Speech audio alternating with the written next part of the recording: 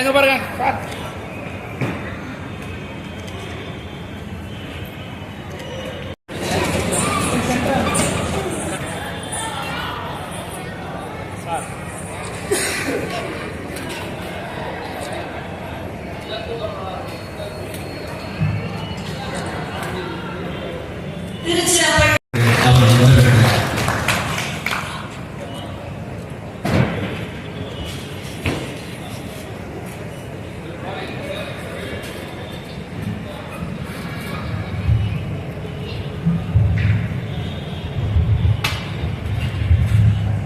இந்த நிகழ்விலே சிறப்பு 1969 ஆண்டு முதல் தொடர்ந்து எழுத்தாளராக 55 ஆண்டுகள் பணியாற்றி வருபவர்.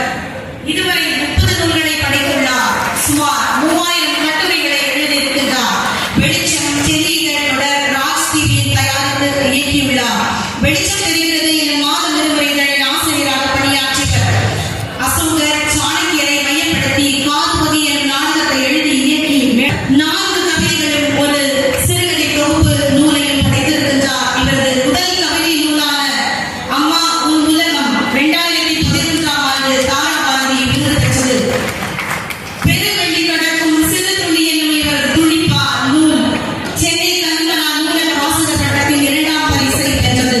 இவர் சமூக சேவகர் விருது, தமிழ் மாமணி விருது, தமிழ் பேரொழி விருது, தென்னிந்திய கலை மற்றும் பண்பாட்டு குழுவினரால் 2015ஆம் ஆண்டு சாதனையாளர் விருது.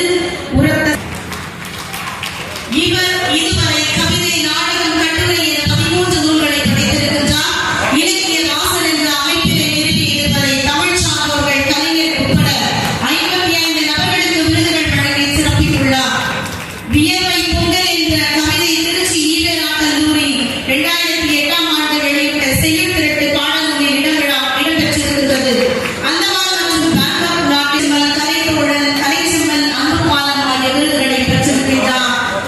சிறப்பு ஆர்வம் நிறைந்த தலைமுறைகளால் வாழ்க்கை பாராட்டுகள்.